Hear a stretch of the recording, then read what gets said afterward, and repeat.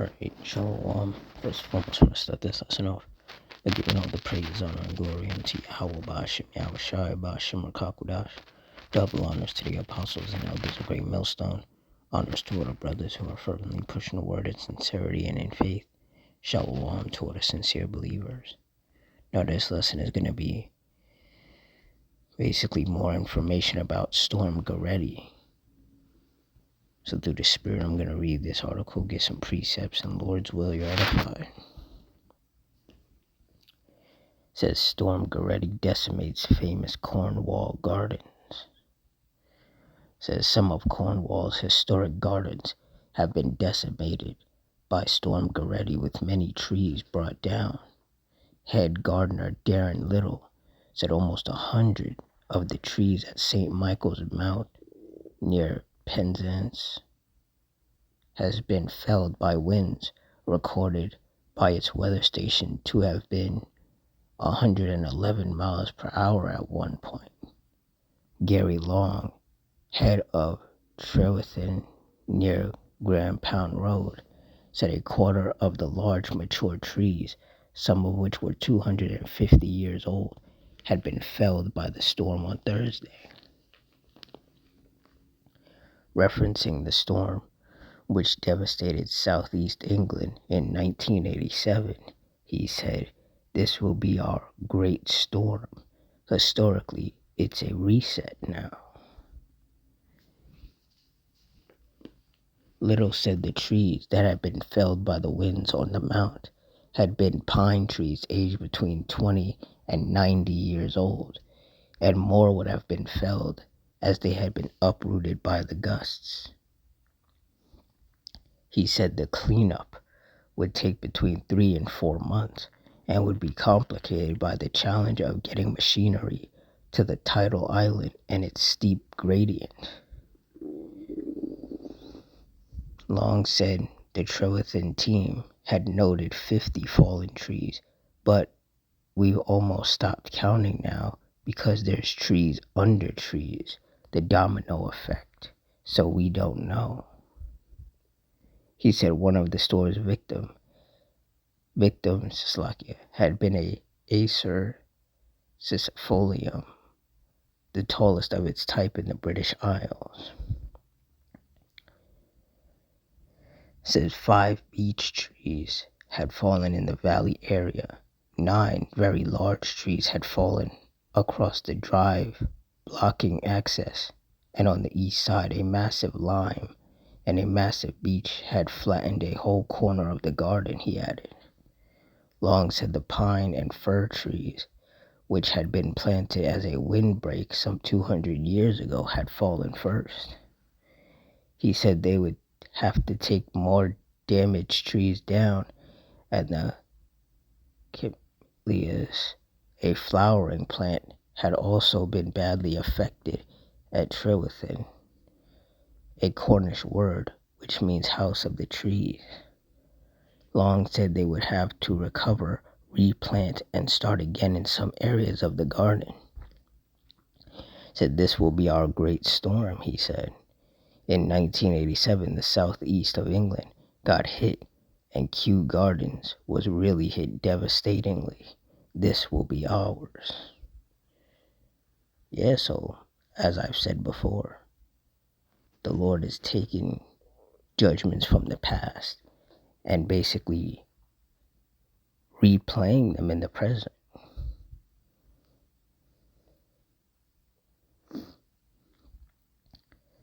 Isaiah 29:6, thou shalt be visited of the Lord Yahweh of hosts with thunder, and with earthquake and great noise, with storm and tempest, and the flame of devouring fire. And the Lord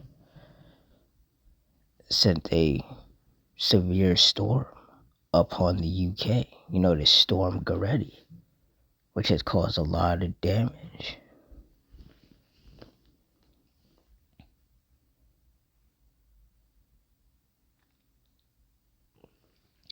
Isaiah 28:2, behold, the Lord hath a mighty and strong one, which has a tempest of hail and a destroying storm, as a flood of mighty waters overflowing shall cast down to the earth with the hand. And this storm, Goretti, has destroyed a lot of trees. And I'm sure it has affected other parts of the UK as well.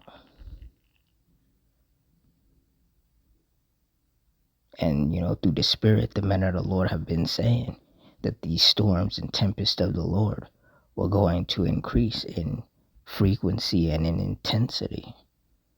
And that's exactly what we've been seeing play out.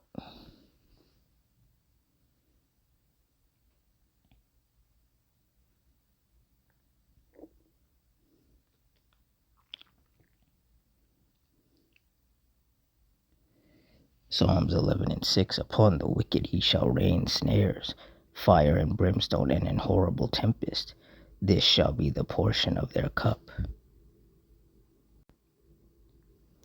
And I have the definition of tempest here. It says tempest generally means a violent storm or uproar.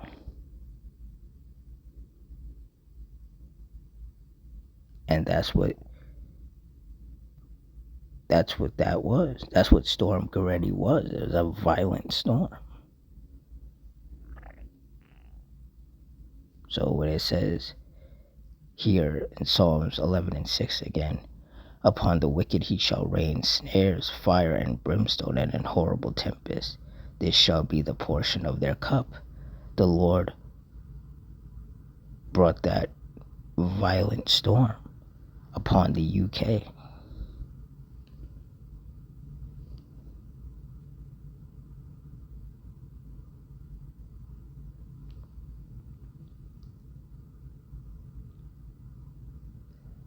Psalms 83:14. As the fire burneth a wood, and as the flame setteth the mountains on fire. Verse 15. So persecute them with thy tempest, and make them afraid with thy storm. And that's exactly what the Heavenly Father is doing. Just dishing out these storms and tempests that's causing a lot of destruction wherever they are. Like here in America, out there in the South, there were a few tornadoes that spawned and caused some destruction. And then in the UK, they got hit with that Storm Goretti, which caused its own fair amount of destruction. You see, the Lord is not messing around. And the men of the Lord have been saying this. But people have to learn the hard way. And so that's exactly what's going to happen. The storms, the tempests, the fires, the earthquakes, they're all going to become a lot more destructive, more deadly, more intense. And they're going to happen more frequently because we are living in the last days.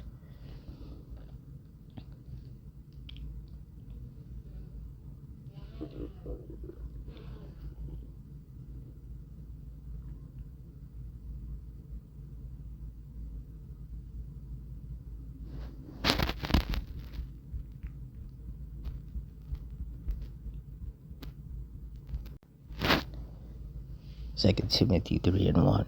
This know also that in the last days perilous times shall come. And you look up the definition of perilous. It means full of danger or risk. And we are definitely in some times full of danger. And the danger is only going to increase. And it's only going to become more clear that things are not going to get better. They're only going to get worse. But see, those of us of the whole elect through the Spirit of Yahweh Bashim Yahushai, we already know this. Like it says in Proverbs 22:3, a prudent man foreseeth the evil and hideth himself, but the simple pass on and are punished. See, those of us of the whole elect, we're the prudent, we're the wise, and through the Spirit of Yahweh Bashim Yahushai, blessing us with the wisdom, knowledge, and understanding of these scriptures, we know that things are only going to get increasingly worse. So we're hiding ourselves under the hedge of protection of the Lord. Meanwhile, these wicked people, they're just going on about their life, doing wickedness and participating in a bunch of folly and constantly, daily provoking the Lord unto wrath. And they're going to be the ones that get punished. They're going to be the ones that get wounded and killed because they don't have that fear of the Lord. They don't take anything that's happening in the world seriously.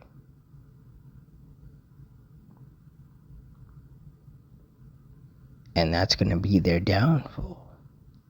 Them thinking that, everything is a joke, everything is a game. Them thinking that no matter what happens, Esau is going to come in and save them when Esau can't even save himself. The scriptures tell us in Psalms 118 and 8 that it is better to trust in the Lord than to put confidence in man. Those of us of the hopeful elect, we trust in the Lord because we understand that this is the Lord's program. He's the one running the show. But these wicked, simple-minded people, they're putting their confidence in Esau. And the Lord is going to show them that that was the wrong move to make. So just be prepared for a lot more devastating judgments to happen across the world. Because this is the time and season that we're in. We are in the last days, and great judgments are coming. So with that, I'm going to wrap it up here. In closing, I want to give all the praise, honor, and glory to Yahweh, Ba'ashim, Yahweh Shai, Ba'ashim, Rakakudash, the Wadi Yahweh, Ba'ashim, Yahweh Shai, for putting his spirit on me to do this lesson. Double honors to the apostles and elders of Great Millstone. Honors to our brothers who are fervently pushing the word in sincerity and in faith. And shalom to all the sincere believers. Hope you all stay strong, stay safe, stay fervent, stay circumspect, stay prayed up. Adawan Ratazah, which means Lord's will. Until next time, shalom.